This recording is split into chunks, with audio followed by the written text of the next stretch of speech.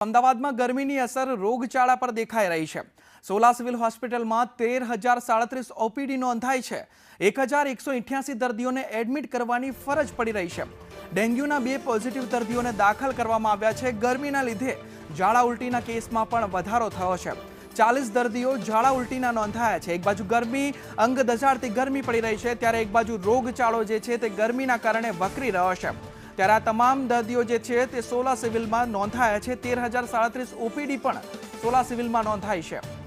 ત્યારે ઉનાળામાં વાસી ખોરાક ખાવાથી બચવા તબીબે અપીલ પણ કરી છે। અને સ્વાઇન ફ્લૂના વાત કરીએ તો સ્વાઇન ફ્લૂના શંકાસ્પદ 100 દર્દીઓના રિપોર્ટ કરવામાં આવ્યા છે।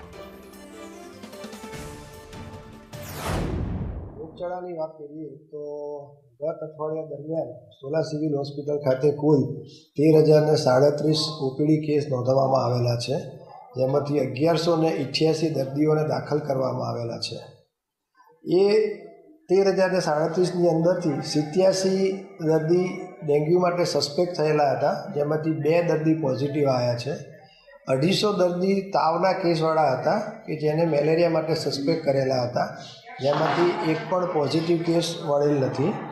ચિકનગુનિયા માટે 12 દર્દીને આપણે સસ્પેક્ટ કરેલા હતા, જેમાંથી એક પણ પોઝિટિવ કેસ મળેલો નથી।